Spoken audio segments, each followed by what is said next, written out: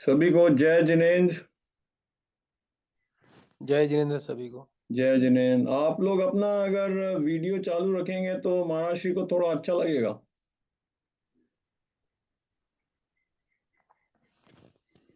हाँ। जय जिनेन्द्र।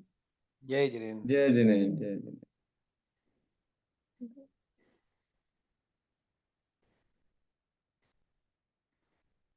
महाराष्ट्री नमोस्तु नमोस्तु नमोस्तु।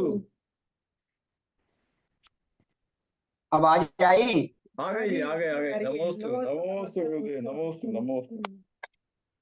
नमोस्तु नमोस्तु नमोस्तु महाराष्ट्री।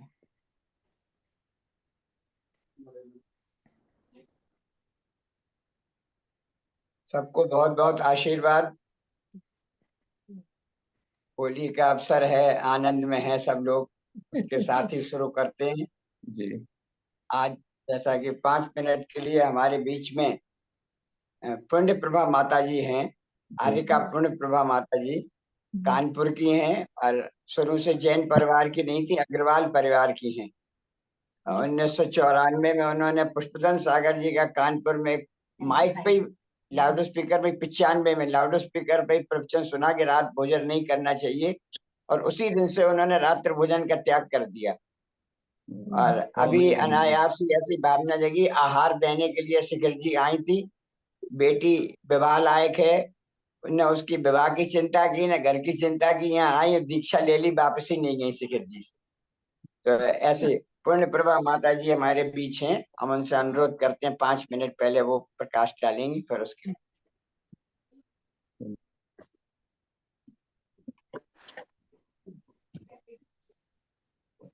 वंदामी वंदामी वंदामी वंदामी वंदामी माता जी। वंदामी वंदामी वंदामी। बहुत बहुत आशीर्वाद। आज हम आपको अशरण भावना के लिए बारे में बताएंगे।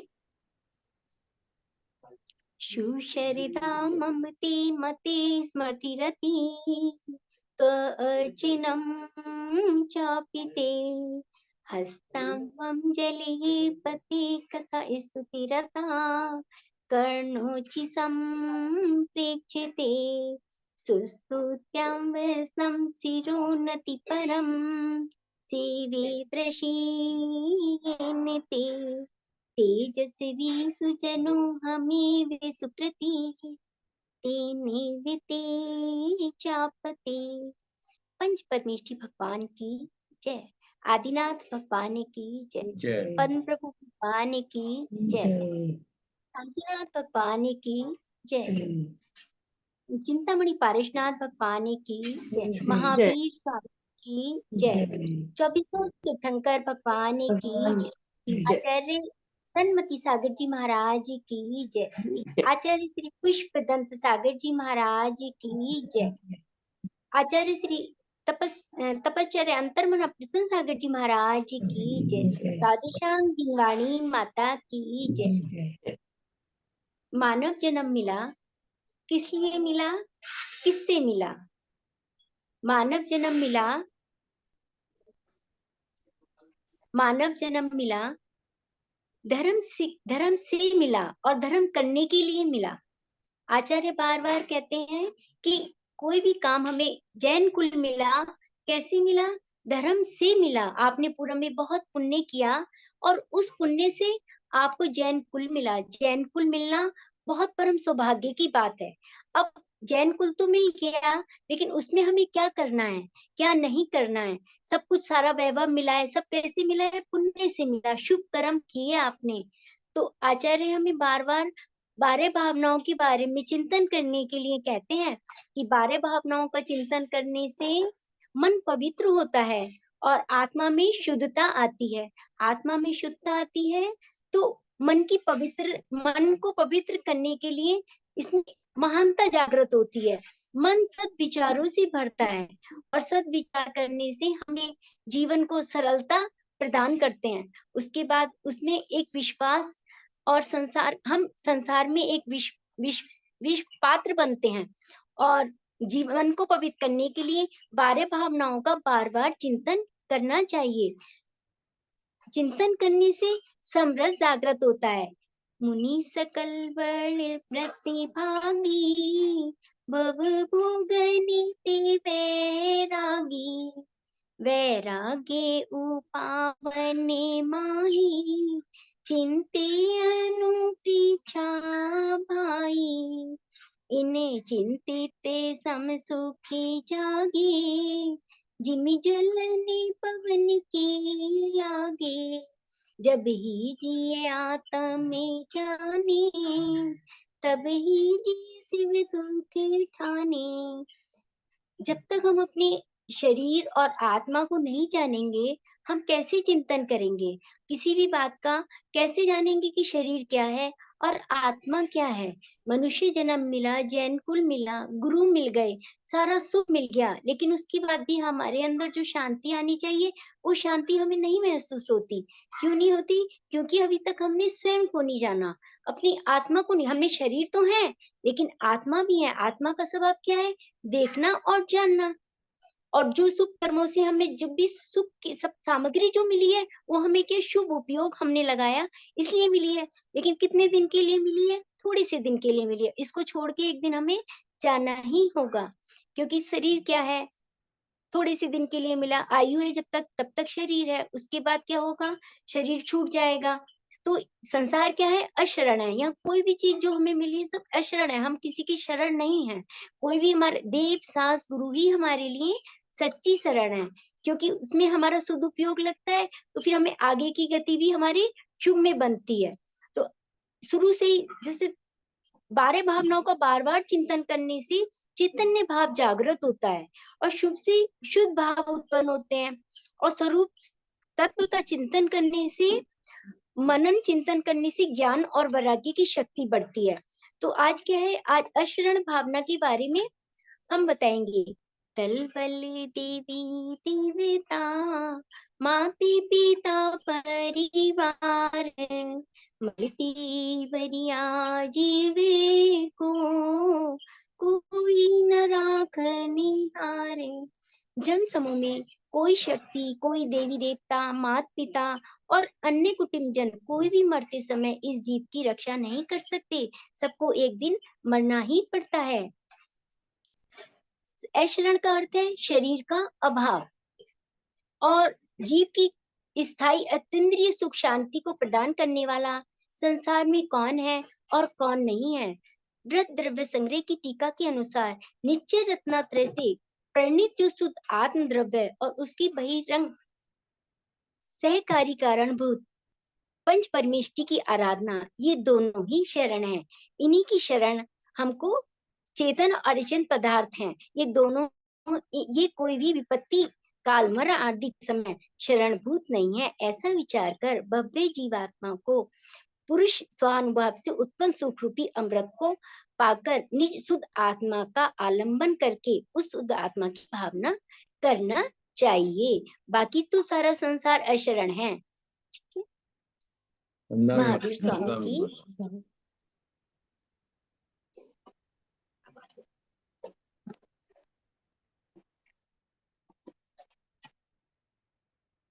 अभी आपने पूज्य पुण्यप्रभा माता जी को सुना।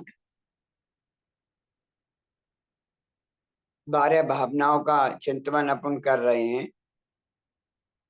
जैसा कि अभी माता जी ने कहा, अपने परिणामों को निर्मल करने के लिए और अपनी आत्मा की ओर जाने के लिए 12 भाव का चिंतन बहुत आवश्यक है। आज दूसरी अशरण भावना का चिंतन है। अमाने नहीं, शरण माने शरण। संसार में कोई भी शरण नहीं है। विशेष तौर पर कहा, मृत्यु के समय तो कोई है ही नहीं अपने को बचाने वाला। अभी जैसा माता इनका पढ़ा, दलबल देवी देवता, मात पिता परिवार और मरती बिरिया जीव को कोई न राखन। दल माने अपने सब समूह, बल प्रकार का, नाना प्रकार का भौतिक बल, पैसे का बल। कोई भी देवी देवता, माता पिता परिवार, कोई भी संसार में किसी को नहीं बचा सकता।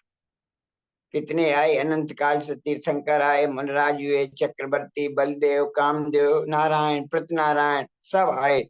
एक से एक बलवान थे, एक से एक सब कुछ था, लेकिन कोई नहीं। इंदिरा गांधी आई, कितनी सुरक्षा, मृत्यु आई तो अपनी बॉडीगार्ड ने अपने को मार दिया।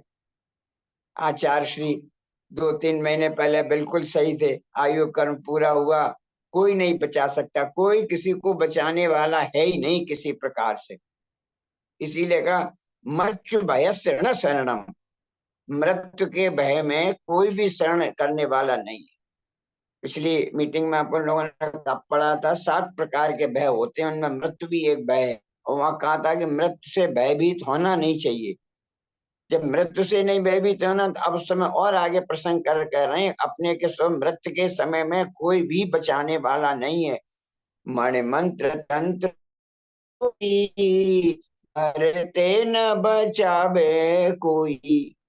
अपने ही पास कितनी मंत्र सिद्धि कर रखी हो, कितनी भी तंत्र विद्या आती हो, कोई भी मणि हो, चिंतामणि हो, कुछ भी हो, कोई भी हो, लेकिन आचार्य लिख रहे मरते न बचावे कोई, मरने से कोई भी नहीं बचा सकता। शरणम न विद्यते लोए, मूलाचार की 698 गाथा में कुंद कुंद आमी स्वामी लिख रहे हैं शरणम न विद्यते लोए, लोक में कोई भी ऐसी शरण नहीं है जो अपने को मृत्यु से बचा सके, कोई नहीं बचा सकता। फिर बचाने वाला कौन है? कोई है ऐसा कि कौन कर सकता है? तो अपन रोज पढ़ते हैं धम्मम शरणम पब्बज्जामि, 4 ही चीजें संसार में शरण योग्य हैं। अरहंते शरणम पब्बज्जामि, सिद्धे शरणम पब्बज्जामि, साहु शरणम पब्बज्जामि, केवली पर्णतो धम्मो शरणम पब्बज्जामि। इन 4 की शरण ही जाना चाहिए। इन 4 की शरण में जाएंगे तो ही अपने अगले भव को सुधार सकेंगे, और इनके शरण नहीं जाएंगे पाप कार्यों में प्रवृत्ति रहेगी, अच्छे कार्यों में प्रवृत्ति नहीं रहेगी, भोगों विषयों में इंद्रियों के विषय में प्रवृत्ति रहेगी, तो पाप का बंद होगा, पाप का बंद होगा जो गति के पास पड़ेंगी। इसलिए अपने हम कहते हैं कैसे नो वन प्रिवेंट, अपने को कोई बचा नहीं सकता, ऐसा कोई नहीं है जो अपने को मरने से बचा। No one can prevent from death, कोई नहीं बचा सकता। एब्सेंस एंड एनी रिफ्यूजी और shelter that can protect us from death, कोई ऐसा शेल्टर नहीं है, कोई ऐसी शरण स्थली नहीं है, कोई ऐसा विश्राम स्थल नहीं है, कोई ऐसा अस्पताल नहीं है, कोई ऐसा डॉक्टर नहीं है जो अंत समय आ जाए तो उस समय बचा ले। रोग का प्रतिकार करने की कोशिश तो की जा सकती है, लेकिन कोई डॉक्टर, कोई हॉस्पिटल, कोई बड़े से बड़ा क्लिनिक भी अपने को चाहे कि मरने से बचा ले, कि कोई मरने से बचाने वाला नहीं है। कुंद कुंद ने एक ग्रंथ और लिखा है 12 शरण प्रेक्षा। उस 12 शरण प्रेक्षा में आचार्य कुंद कुंद ने लिखा जाय जरा मरण रोग भय दो, रखे दि अपनो अपा, जम्मा आदा शरणम बंदोदय सम्मकम बद ऋतो। जाय जरा मरण रोग भय दो, कितनी चीजें कह दी। जाय माने जन्म, जरा माने बुढ़ापा, मरण माने मृत्यु, रोग और भय, इन चीजों में संसार में कोई भी रक्षा करने वाला नहीं है। अपने को न कोई जन्म दे सकता न मार सकता, बुढ़ापा आने से कोई नहीं रोक सकता, मृत्यु आने से कोई नहीं रोक सकता, रोग आने से कोई नहीं रोक सकता, और भय उत्पन्न हो जाए तो भय से भी कोई दूसरा नहीं कर सकता। इनमें करना है तो सहायक कौन बनेगा? अपन को अपना ही सहायक बनना है, कोई दूसरे को सहायक नहीं बनना है। तो कह रहा है इनमें कौन है ऐसी परिस्थितियों में जब कोई रक्षा नहीं कर सकता, तो आधा शरणम जम्मा, किसकी शरण लेना चाहिए? आचार्य धर्म कुंद कुंद आचार्य कहते हैं कर्मों के बंध उदय सत्व से रहित जो आत्मा है वही इस संसार में शरण है।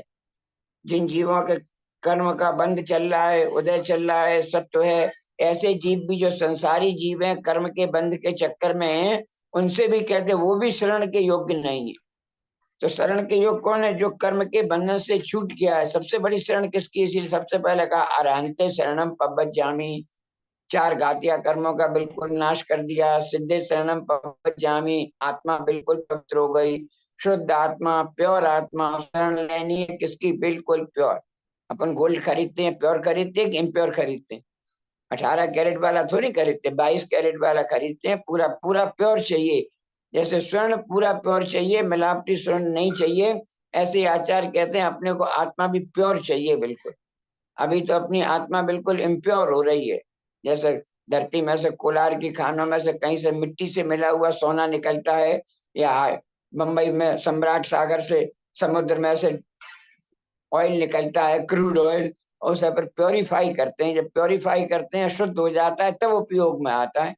कह रहे अभी अपनी आत्मा तो है वो इसी प्रकार से अशुद्ध आत्मा है, कर्मों के बंध से अपनी आत्मा अशुद्ध हो रही है। उस अशुद्ध आत्मा को प्योरीफाई करने की एक प्रोसेस बता दी कि ऐसा करो तो आत्मा प्योरीफाई हो जाएगी।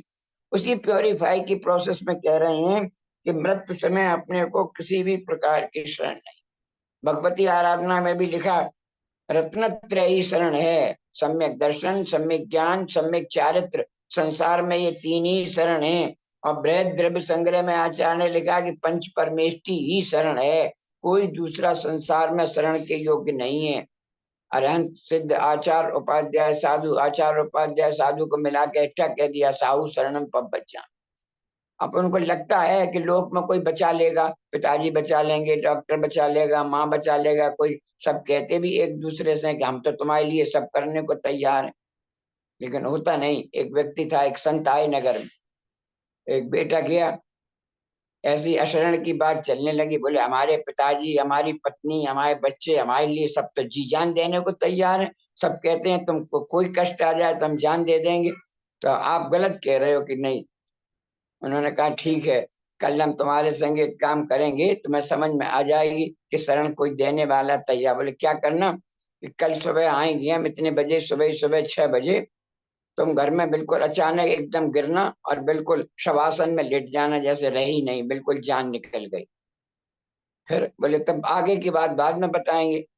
ठीक है, अगले दिन सुबह हुआ, वो एकदम बच्चा 6 बजे का समय निश्चित था, 6 बजे वो एकदम गिरा और बिल्कुल सांस रोक ली, सब घर में रोवा पटान मच गया, क्या हुआ क्या हुआ क्या हुआ। तब तक वो संत बाहर आ गए, शोर सुन के, क्या बात हुई क्या बात हुई। उन्होंने कहा महाराज अभी तो बिल्कुल खड़ा था और ये एकदम गिरा, अब उसकी सांस भी नहीं चल रही, कोई धड़कन भी नहीं लग रही, कैसे क्या हो गया। उन्होंने देखा, नमक नमक टटोरी, बोले ये तो मर गया। मर गया? हाँ मर गया। अब बहुत तो क्या हुआ, अभी तो ठीक थे। बोले देखो महाराज, देखो संत बाबा, देखो कुछ हो सकता हो सकता हो। फिर उन्होंने देखा, बोले हमें जिंदा कर सकते हैं, अभी इसमें दम है बाकी, लेकिन ये जिंदा तब होगा, इसकी जगह किसी दूसरे को मरना पड़ेगा, वो मर जाए तो ये जिंदा हो जाए। ये बोले संत कि ये मर जाए तो जिंदा हो जाएगा। अब उन्होंने, जो पिता थे, उन्होंने अपनी माँ से कहा, अब तुम तो इतने बुढ़े हो ही रहे हो, तुम मर जाओ, अब क्या करना, तुम मर जाओ बेटा तो जिंदा हो ही जाएगा। माँ बोली नहीं, हम काहे को मर जाए, तुम ही नहीं मर जाओ, तुम्हारा बहुत प्यारा बेटा था, अब तुम बुढ़ापे वैसे ही हो, क्या करोगे, 1-2 साल तो जीने वाले हो, तुम ही मर जाओ, तो हमें तो कम से कम बेटा हमारा तो मिल जाएगा।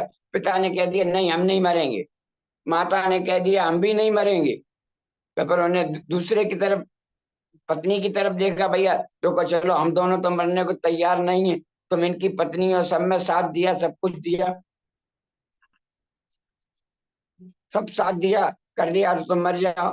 बोलिए हम मर तो जाए ठीक है, लेकिन जहाँ हम मर जाएंगे उनके जीने से हमें फायदा ही क्या होगा, पर जहाँ हम मर जाएंगे तो वो पति बिना पत्नी के रहेंगे भी कैसे, संसार में कैसे रहेंगे। पत्नी ने भी मना कर दिया, भाई भी आया, सबने मना कर दिया, 4-5 थे, 6-7 घर के सदस्य थे, एक एक बार सबसे पूछ लिया कोई मरने को तैयार है। 6 ने कह दिया नहीं, कोई भी मरने को तैयार नहीं है। अभी कोरोना हो गया, सब देख लिया। सुधीर जी देखा कि नहीं देखा है? हमने तो स्पष्ट देख लिया, सब मरने को तैयार, कोई मरने की बात तो जो, कोई छूने को तैयार नहीं, मरने की बात तो बहुत दूर है, कोई पास आने को तैयार नहीं, कोई छूने को तैयार नहीं। ये तो अपना मोह ममता लगी हुई है। नम्रता जी आप कहती ना आगे बढ़ना, इसी मोह को छोड़ने की तैयारी करो, घर में रह के कि मोह कैसे कम हो। मोह नहीं आने देता, लगता है सुधीर जी हमारे हैं, बेटा हमारा है, बिटिया हमारी है, बहू हमारी है, हमारे सुख दुख में काम आने वाले हैं, है ऐसा नहीं। कमल जी कुछ भी ऐसा नहीं है, कोई भी शरण में देने, सब संसार के मोह स्वार्थ हैं। जब तक स्वार्थ पूरे हो रहे हैं तब तक अपने हैं, और 1 मिनट जिस दिन स्वार्थ पूरा नहीं हो तुरंत, तो ये अपना मोह कहता है हमारे लिए कोई मरने को तैयार है, भी किसी के लिए मरने को तैयार है, न कोई मर सकता है, न कोई कुछ कर सकता है, कुछ भी नहीं कर सकता कोई। इसलिए आचार्य कहते हैं इस वास्तविक अशरण भावना को ज्ञान में लाओ, ये कोई शरण ही नहीं है तो काय को हम ठीक है संसार में आए, विवाह भी किया, परिवार भी बनाया, बच्चे भी हो गए, विदेश भी खूब घूम लिए, ऑस्ट्रेलिया खूब घूम लिए, ऐसे घूम लिए, बच्चे कमाने योग्य हो गए, उनको भी फ्लैट ले दिया, सब ले दिया, कर रहे हैं। अब अपन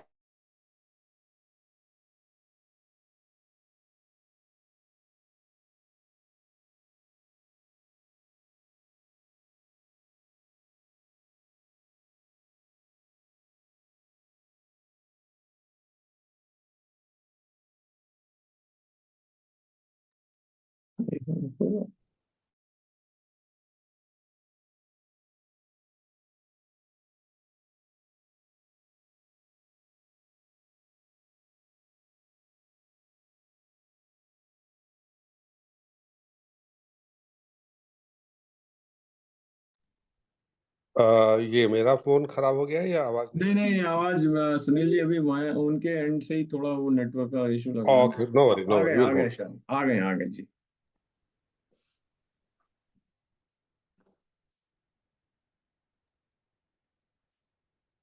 महाराज जी, आप अपने को अनम्यूट करिए।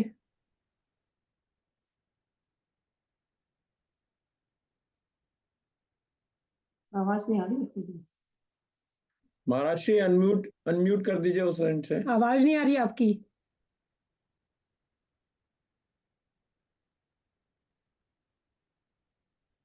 भाई अब आई, जी जी जी, अब आई, हाँ। ठीक। बचाने की बात चल रही थी, कोई भी बचाने वाला नहीं।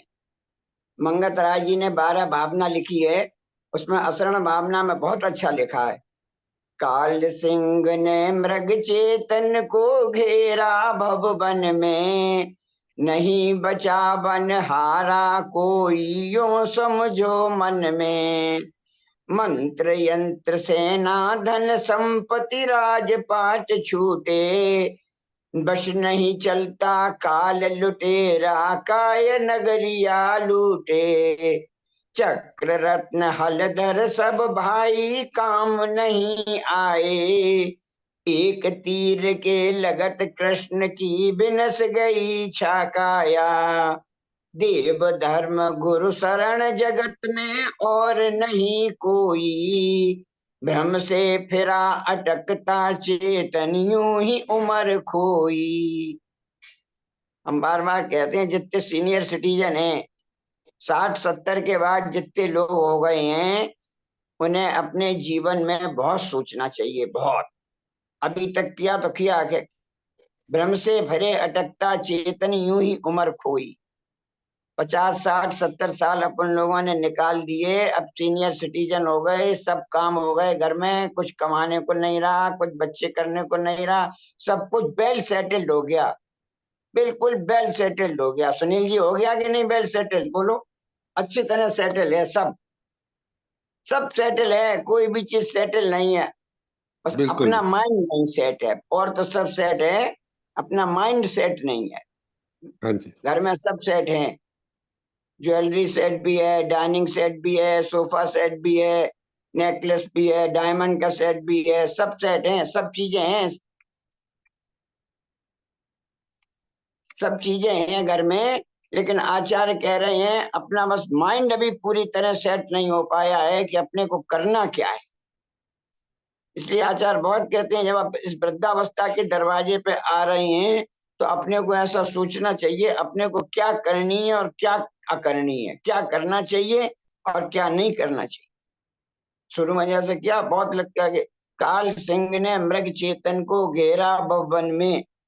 1200 में भी कुंदाचार्य यही लिखती हैं, कोई जंगल में शरण सिंह हो, बहुत भूखा हो सिंह, कई दिन का भूखा सिंह हो और बहुत बलवान हो और मांस का लोभी होते ही ऐसा हो वो सिंह के मुख में कोई मृग का बच्चा आ जाए। अब 3 दिन का तो भूखा सिंह बलवान इतना, और वो हिरण का बच्चा तो बिल्कुल कोमल और सब ऐसा सब कुछ बलवान वशिष्ठ भी आ जाए, सब कुछ आ जाए। फिर क्या अब उसे पूछते हैं आचार्य क्या उसे कोई बचाने वाला है? उत्तरीय योगा सिंह के मुख से हरिण को बच्चे बचाने वाला कौन है? कोई बचाने वाला नहीं है, मृत बशरम भाभी है। जैसे वो आई थी ना, अजगर ने उस युवती को जंगल में अपना आधा मुंह में ले लिया था। अब पिता आ रहे कहते कि अब क्या हमारा आधा शरीर तो अजगर के मुंह में चले गया, कोई बचाने वाला नहीं है अपने को, कोई भी। तो कहते हैं ऐसे अंतिम समय में जब अपने को कोई बचाने वाला नहीं है, जैसे सिंह के मुख से उस हिरण को बच्चे को बचाने वाला नहीं है, ऐसे काल सिंह ने, काल रूपी सिंह ने अपने को भी अपने मुंह में ले लिया है, अपने मुंह में ले लिया है काल सिंह ने। ऐसा काल सिंह ने जो अपने मुंह में ले लिया है, वन में संसार में भटक रहे हैं, नहीं बचावन हारा कोई, यूं समझो मन में। संसार में कोई भी बचाने वाला नहीं। इसलिए अशरण भावना में बार बार कहते हैं, जग में शरणा दोय, संसार में जग में शरणा दोय, शुद्धात्मा पंच गुरु। जग में दो ही शरण है, अपनी शुद्ध आत्मा और पंच परमेष्टि। जग में शरणा दोय, शुद्धात्मा पंच गुरु, अन्य कल्पना होय, मोह उदय जीवे वृथा। अन्य जो कल्पना करता है, मोह के उदय से जीव ऐसी व्यर्थ प्रकार की कल्पनाएं करता है कि ये ठीक है, ये ठीक है, ये ठीक है, ये ठीक है। ऐसे ऐसे सब लोग जो अलग अलग प्रकार से नाना शरणा करते हैं, इस अशरण भावना के माध्यम से आचार्य हमको ऐसी प्रेरणा दे रहे हैं, समझा रहे हैं कि इस मोह में बहुत जीवन व्यतीत हो गया, अपने सब काम भी निवृत्त हो गए। अब जब अपन जो आश्रम की बार बार चिंता होती है, ब्रह्मचर्य आश्रम भी चला गया, गृहस्थ आश्रम भी चला गया, अब वानप्रस्थ आश्रम और संन्यास आश्रम की जीवन जियो। संन्यास आश्रम एक नहीं आएगा, वानप्रस्थ आश्रम। थोड़ा घर से मोह छोड़ो, थोड़े दिन के लिए, महीने 2 महीने 3 महीने छोड़ के आ जाओ, किसी संघ में रहो, कहीं चर्या रहो, किसी तीर्थ पर रहो, कहीं एकांत वास करो, वहां बैठ के सोचो किसकी शरण है? अपनी आत्मा ही शरण है, और कोई इसके अलावा कोई बचाने वाला नहीं है संसार। इस प्रकार आज हमने अशरण बारे में पूज्य माता जी से अपनी चर्चा सुनी। अब इस पर आपका या और कोई भी प्रश्न हो, जिज्ञासा हो, शंकाएं हो, वो आप बताएं। और सुनील जी अच्छे हैं? आभा जी जय जय नमस्ते नमस्ते महाराज जी, नमस्ते। जय, सब बहुत अच्छे हैं। पंकज जी ठीक हैं? नमोस्तु नमोस्तु नमोस्तु मुनिश्री। आप लोगों को सुन के बहुत अच्छा लगा। स्मृति आने लगती है। यस, हाँ, ये तो है। क्या हम लोगों को भी ऐसा ही लगता, हम लोगों को भी ऐसा ही लगता है। हाँ, ऐसा ही लगता है, जैसे हमारी याद आती है, हमारे मार्ग पर आ जाओ। महाराज जी, हमें ये बात का सोच के बहुत गर्व होता है और हमें बहुत अच्छा लगता है सोच के कि आज के मुनि सहज सागर जी एक समय हमारे साथ उन्होंने कुछ समय निकाला सिडनी ऑस्ट्रेलिया में। ये सोच के हमको बहुत ही आनंद आता है। किया था मैं इसमें। हाँ जी सुनील, कोई प्रश्न, शंका, कोई शंका, समाज जिज्ञासा, कोई भी पूछिए, किसी को पूछिए, किसी को भी पूछना है तो कोई प्रश्न। महाराज जी, मेरा एक प्रश्न है, वो ये कि देखिए आपने अशरण भावना समझाई, और ऐसा नहीं कि पता नहीं था, हमें पहले भी पता था, लेकिन ये सब कुछ पता होने के बाद भी हम लोग ऐसा भूल क्यों जाते हैं? रोजाना की जिंदगी में बिल्कुल भूल जाते हैं सारी बातें जितनी भी हैं। अभी उपयोग अपन जान रहे हैं, अंदर बात समझ में नहीं आ रही है, ऊपर ऊपर केवल पढ़ रहे हैं। ज्ञान में तो बात है, लेकिन ज्ञान का श्रवण तो हो रहा है, ज्ञान का पान नहीं हो रहा है, चीज अंदर पहुंच नहीं रही है। हाँ जी। जब जो सिडनी नहीं गया, उससे ओपेरा हाउस की बात करो तो वो फोटो देख लेगा, मोबाइल पे तमाम ओपेरा हाउस के देख लेगा, लेकिन जो अनुभूति उसे ओपेरा हाउस में जाने के बाद होगी, वो फोटो देख के उससे नहीं हो सकती। उसमें जाए अपन अभी समझ रहे हैं, लेकिन अभी अंदर से मोह इतना, भवों का अनंत काल का मोह इतना है कि अपन में शुरू से, या इस भव के ही देख लें, इस भव से 40-50 साल के संस्कार यही अपने को पड़े हैं। माता मेरे हैं, पिता मेरी हैं, पत्नी मेरी है, बच्चे मेरे हैं, डॉक्टर मेरे हैं, ऐसे संस्कार हैं। आज तक कभी ऐसा सोचे ही नहीं कि ये हमसे अलग है, उन्हें मान रखा है। तो अंदर से ऐसी दृष्टि आए, इसे कहते हैं भेद विज्ञान। अभी अपन जो मिथ्या मान रखा है कि ये हैं, इन चिंतन से सोचें, अगर बचाने वाला होता तो इतनी परिस्थितियां ली, कोई किसी को क्यों नहीं बचा लेता। तो बाह्य में दिखता तो स्पष्ट है। आचार्य श्री कितने भक्त थे, सबने प्रार्थना की हमारी आयु होने लग जाए, हमारी आयु होने लग जाए, आचार्य श्री स्वस्थ हो जाए, हम मर जाए। कोई किसी को आयु नहीं दे सकता, कोई किसी को। इतने संग बैठे, इतने मुनि बैठे, अपने परिवार में देखते मृत्यु होती है, मान लो अपने पिता की मृत्यु हुई, अपन बगल में बैठी, क्या कर लेते? कुछ कर लेती? कुछ नहीं कर लेते। तो जैसे अपने माता पिता को देखा, सोचना चाहिए जब हमने उनका कुछ नहीं कर पाया तो ये बच्चे बेटे हमारा भी नहीं कुछ कर पाएंगे। तो हमारा कुछ नहीं कर पाएंगे तो हम घर में रहेंगे तो पाप काम है। ये तो सुनील जी स्पष्ट चिंतन करो, आज अभी सोना सोचना। घर में रह के अपन 95% पाप ही पाप करते हैं 24 घंटे, 95%। 5% मंदिर चला जाए, संगोष्ठी हो गई, कोई मीटिंग हो गई, उतनी देर धर्म लगता है। नहीं, 95% तो पाप के ही काम हो रहे हैं। आचार्य कहना अभी इस स्थिति को पलटने की जरूरत है। जब इतना अधिक पाप है तो पाप का आश्रय ज्यादा आ रहा है, पाप का आश्रय आ रहा है तो बुद्धि पाप में ही ज्यादा कर रहा है। उधर से थोड़ा बदले, तो इसलिए कहते हैं एकदम क्षुल्लक मत हो जाओ, क्षुल्लिका मत हो जाओ, आर्य का मत मुनि मत बन जाओ, लेकिन उनके साथ रह के अभ्यास डालो। 10 दिन आओ, तब चल के देखो, तब पैदल बिहार कराओ, तब पता लगता है कि कैसे जीवन। आज यहाँ रुके हैं, टीन की छत है, लाइट चली गई, तप रही है, पसीना निकल रहा है, लेकिन इसका भी आनंद है। वो आनंद एसी कमरे में बैठ के नहीं आ सकता। उस आनंद के लिए ऐसा भुगतना पड़ेगा, तब उसका आनंद आएगा कि तपने का क्या आनंद होता है, तब वह आनंद लगेगा। उसमें कष्ट भी हो तो सोचना पड़ेगा, भैया इससे ज्यादा टेम्परेचर नरक में सहा, पाप के काम करेंगे तो अभी चले जाना है। चिंतन करो, अभी कितनी आयु मान लो, 5, 10, 15, 20, हमें तो अब वो भी नहीं लगती। 73 हो गए, कितने जलेंगे? 2, 4, 5 साल जी भी गए। यहाँ 5 साल के ये मुनि पद के, जिन्हें संसार कष्ट कहता है, वो कष्ट मान के पुण्य इकट्ठा कर लें और देवगति चली जाए, ये अच्छा है? या नरक जाओ तो नरक में कम से कम 10,000 वर्ष की आयु है। एक बार नरक चले गए तो 10,000 वर्ष पहले निकल नहीं सकते वहां से, और ज्यादा और पड़े तो पड़े। तब 10,000 साल के नरक के दुख भोगने अच्छे हैं, या जितनी 5, 6, 7 साल की यहाँ आयु रह गई इसमें कष्ट भुगत लो, ये अच्छा है, और देवगति प्राप्त कर लो। हर एक कोई उत्तर देगा भैया 5 साल के दुख 10,000 साल के दुख के मुकाबले 5 साल के दुख अच्छे हैं। इसलिए भले ही यहाँ दुख लगता है, दुख है नहीं, वो तभी जब आएंगे इस मार्ग में हाँ अब लगता है नहीं ठीक है, सब एडजस्टमेंट है। अपन घर में भी रह के थोड़ा ऐसा प्रयास करें, सोचें कि वास्तविक में रूप में कोई है नहीं अपना, सच्ची बात। और और पूछिए, किसी को पूछना है तो प्रश्न। अभी 7 मिनट और हैं।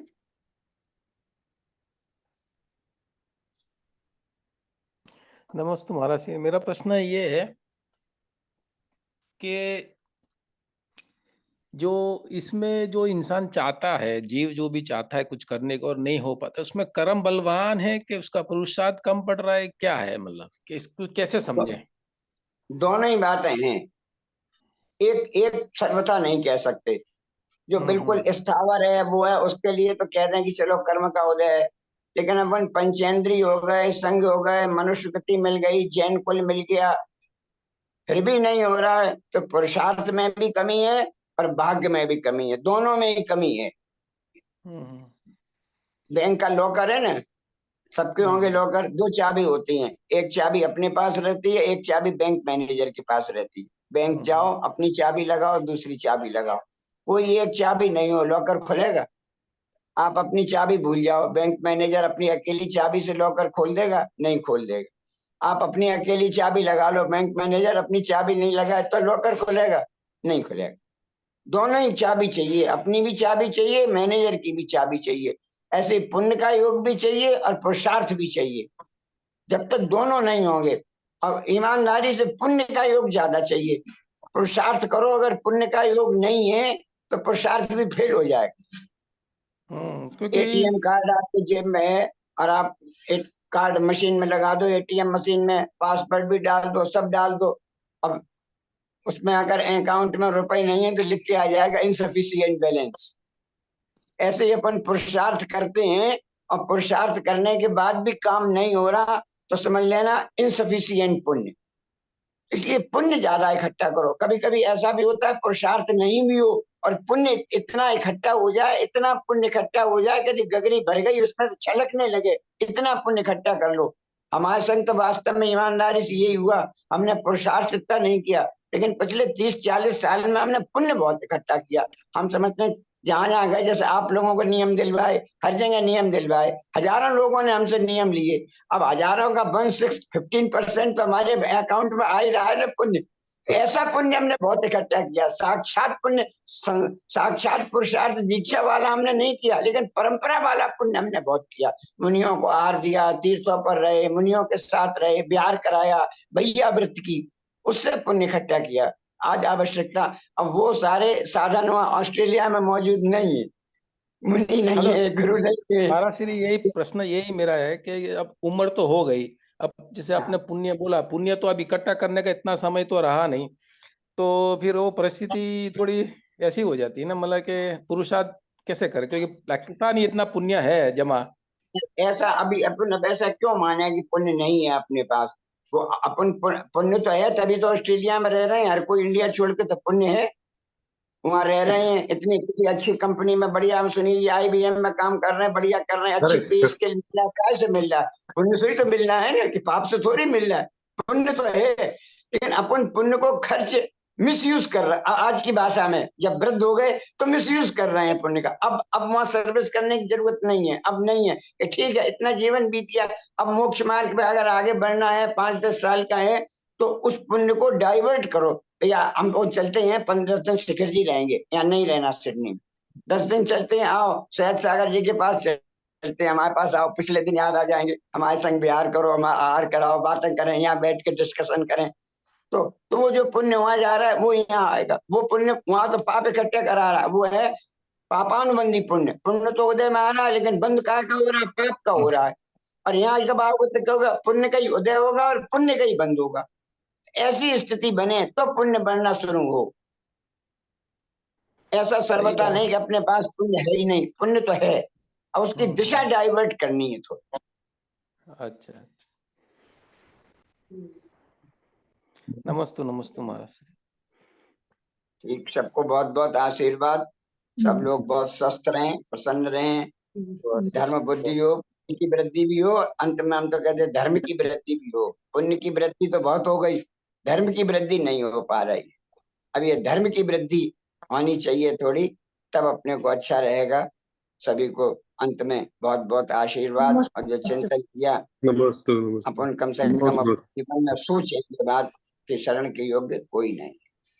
आशीर्वाद आशीर्वाद। नमस्ते महाराज। सभी को जय जिनेंद्र। सभी को जय जिनेंद्र। जय जिनेंद्र। अगली तो संडे को हो ही जाएगी, फिर आप अगले जो आप टाइम का कर रहे हैं, जो अपना शेड्यूल कर लेके बताइएगा, तब उसे देख लेंगे। अगला 31 को तो हो ही जाएगा। 31 को। नमस्ते गुरु। नमस्ते।